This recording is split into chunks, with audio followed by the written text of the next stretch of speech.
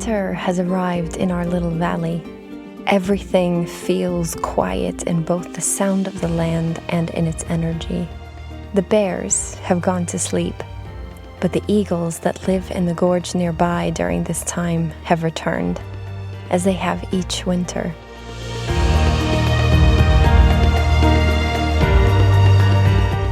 As have the many different kinds of ducks and water birds that migrate to this region for the cold months.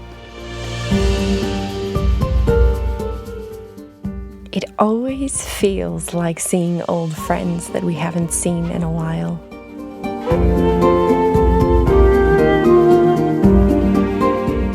With such short days, we come to deeply appreciate the light and the days of crisp blue skies. I try to find as much time as I can to be outside. But really, the extended darkness feels like a refuge and a much-needed pause after the intense months of light.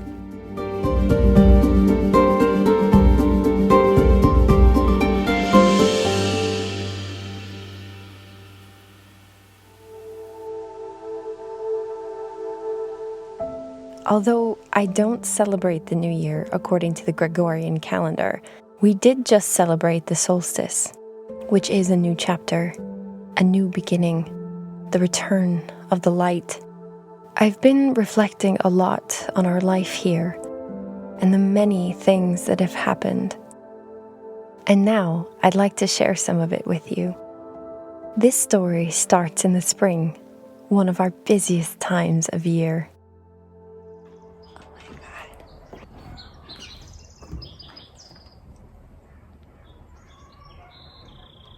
Listen to all the birds! Wow!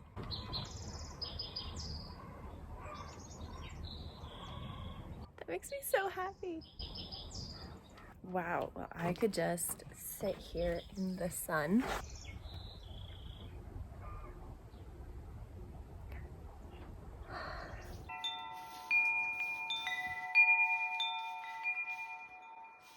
Ready? Yep. Ready to go. Oh, Lil wants to come. Hi, bunny girl. Oh, I'm sorry, sweetie, not this time, but soon. She's just a little pair of eyes. Okay, here we go. Oh my God, the day. There has never been a more beautiful day. Okay. It's mud season.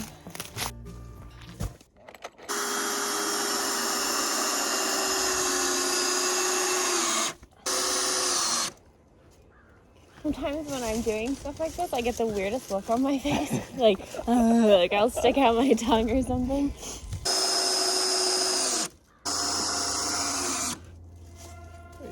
Voila! So our task today is to clear all of the felled trees and branches that, like all of this stuff that my dad took down, and make sure that we clear out everything, because very soon the water's gonna start running through the trees. Yeah, get all of these branches. If anybody hasn't noticed yet, I have a very complicated accent. To contextualize why my dad took down all of these trees, it's actually because around 99% of them, I would say, is a highly invasive species known as a Siberian elm, and they are taking up so much space, so much water, and killing off a lot of the kind of more native species, such as like the cottonwoods and even the box elders, who don't like completely eliminate the root ball and the root system. They come back like tenfold. Yeah, so for like every Hydra. Yeah, every stump, every trunk every trunk that you cut, like 10 more will, tiniest ones will spread out. Today just focus on getting all of the felled trees and branches and piling them over here.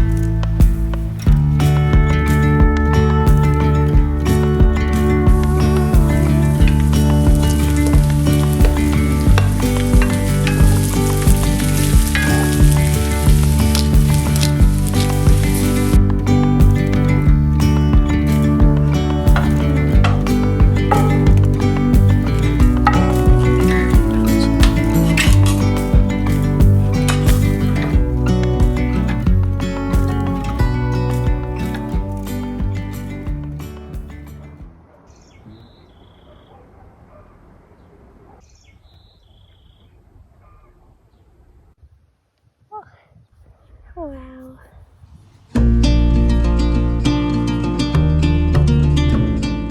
As spring quickened around us, it was time for an annual project that is very important to the local culture and way of life here, to clean out the acequia.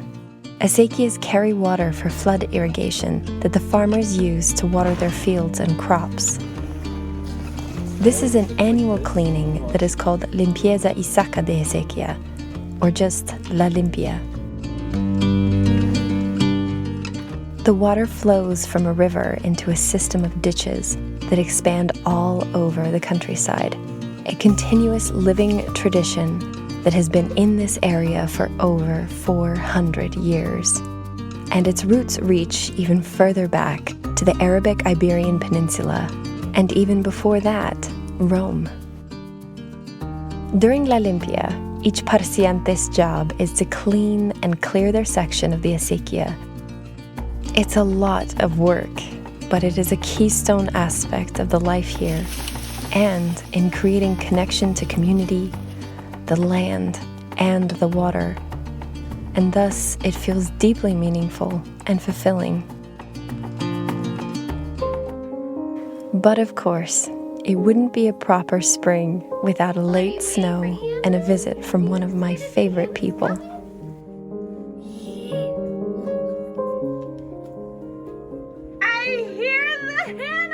She's got pizza! I was fist pumping for like 6 hours in the car.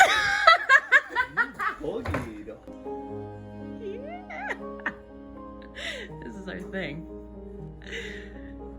The party fits is always going. You might not see it, but it's always going. Ready? Got a Hannah? I have been so lucky in my life to live all over the world, but something that has been one of the greatest gifts since moving back to this country and this region is that I am in driving distance to some of the most important people in my life, and being able to spend time with them in person has been so meaningful.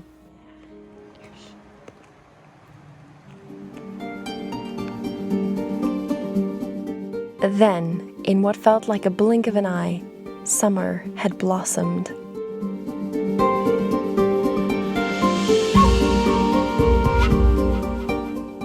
And the fullest, most busy season of the year begins as the first water fills the acequia. There's constant things to do around the property, as well as working with the flow of water that we must tend to each and every week, multiple times a week. But I feel it's an honor to be able to work with the water. Here in the high desert, agua es vida. Water is life.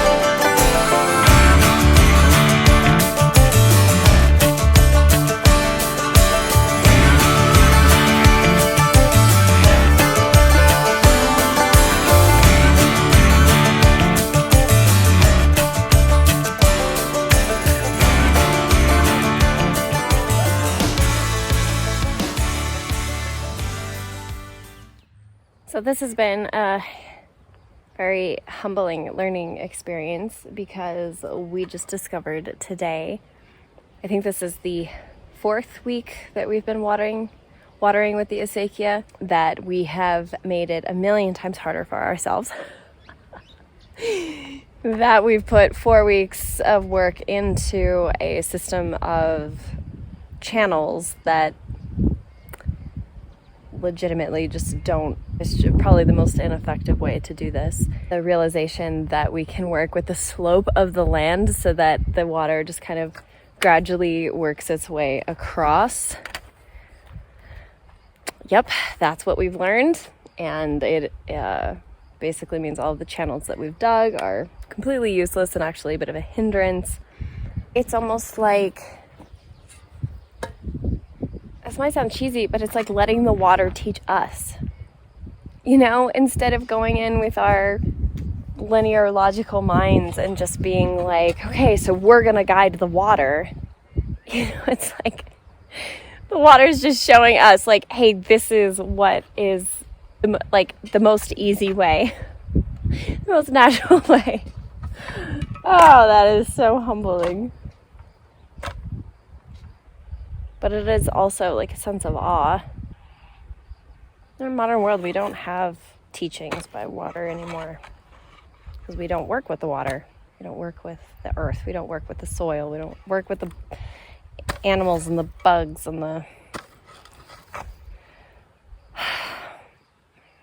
natural world, essentially.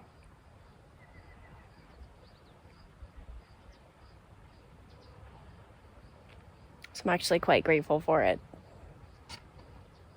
It's very humbling.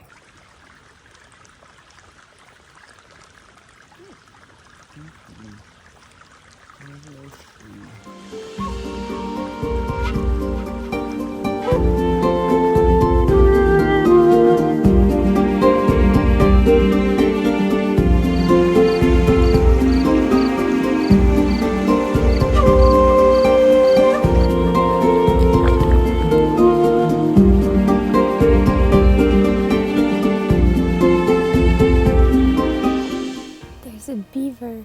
Can you see him? These beavers are so elusive. I've been trying to see them for so long, and finally.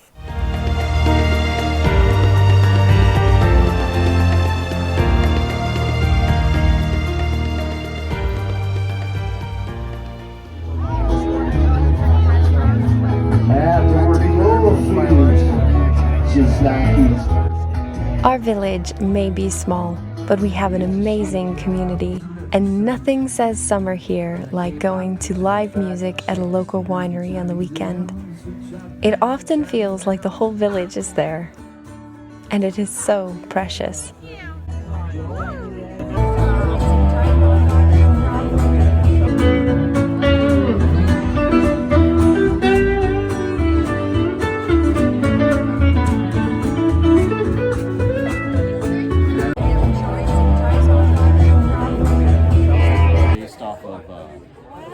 Yum, yum, yum. And golden hour is so intense. Wow. Like the little flaps are just golden. It's glorious.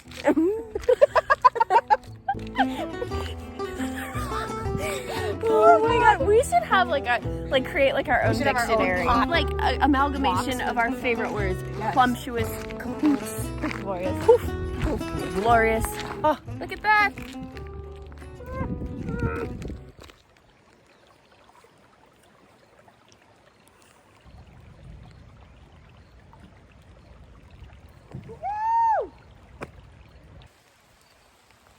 It's officially raining again. A lot of very healthy purslane is growing. This is a plant called purslane that grows in abundance around here, and a lot of people think of it as a weed, but you can actually eat it. Apparently it's really, really rich in a lot of minerals and nutrients. And then I don't know what this is. I'm kind of wondering if this is like a wild squash. I also found some wild asparagus, which is really, really interesting and cool.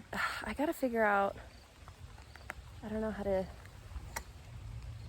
deal with the fact that I can't now see where the water is flowing. You don't understand water until you work with it in a particular way.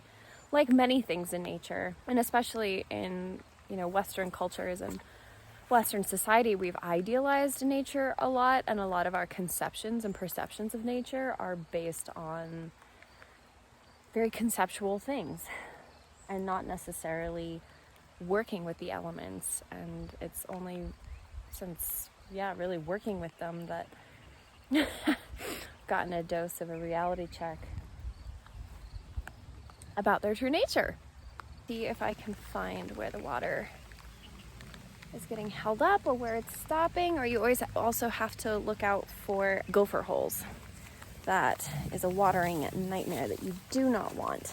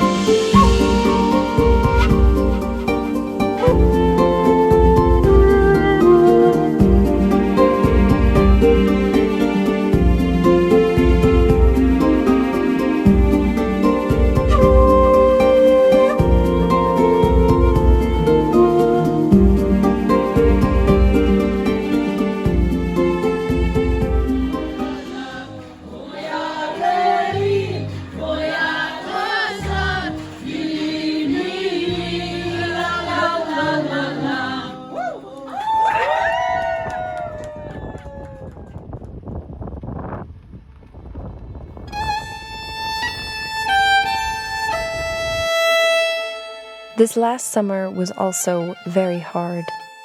The worst and largest wildfires in our state's history tore through many of our precious forests, including one that had us on alert to evacuate. For many days, our world was colored by an eerie red sunlight, and many times the smoke was so bad that it wasn't safe to go outside.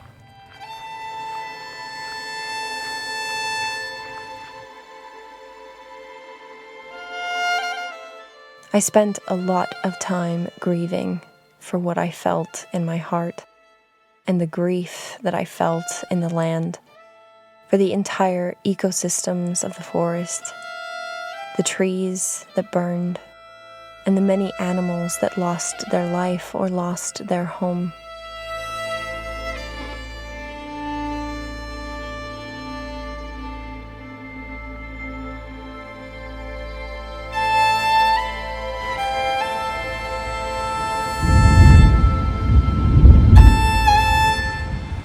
And then, later that season, came the floods.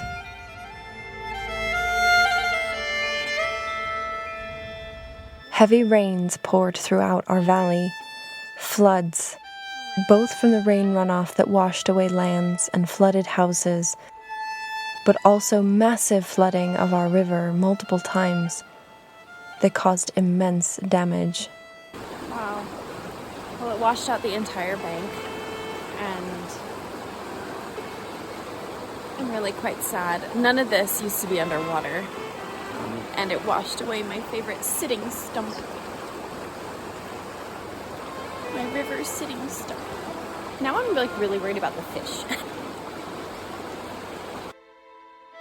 The closer I live to the land and nature, the more I notice the subtle and not so subtle shifts, changes, and consequently the imbalances that result from climate change. And it's hard to carry, it's hard to feel. But I always tell myself that I would rather be connected and feel it all than be numb to it.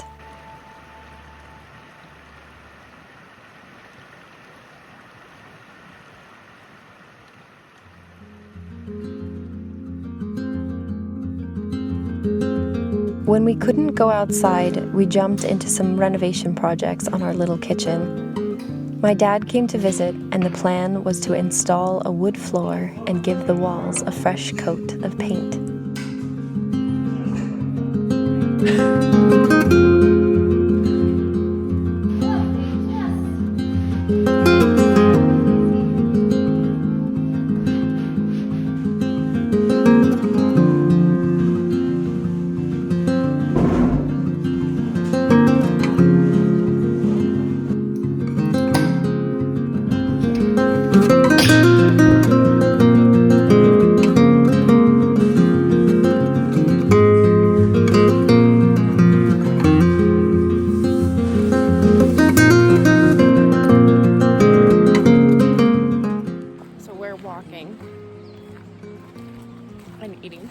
pizza.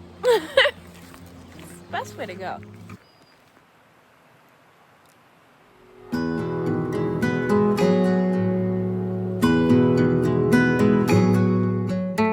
The summer waned into fall, and for the most part, we retreated inside to the warmth of the fire.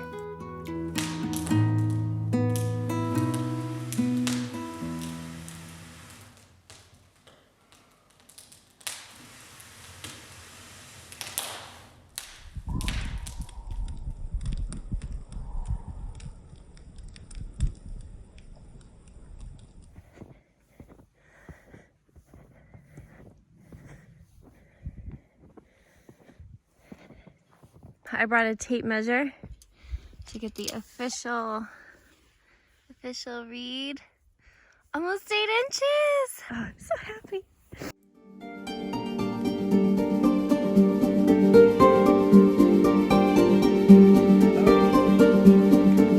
Oh, thank you.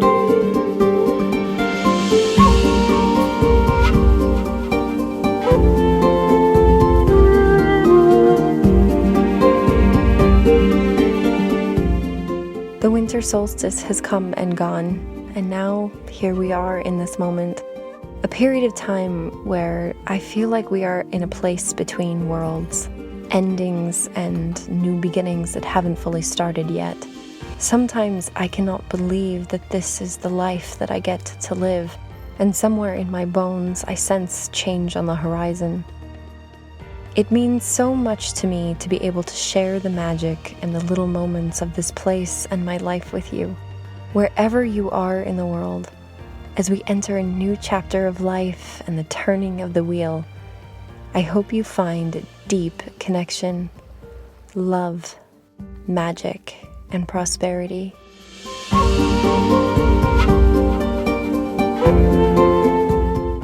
Sending my love.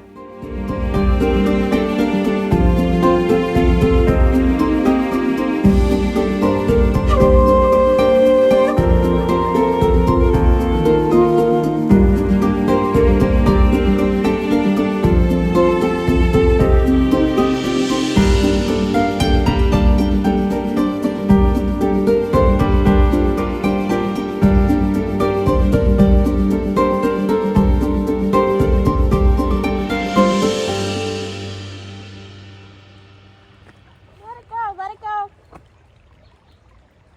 Come on. Hit me with your best. No, don't, not shot, but hit me with your best rain.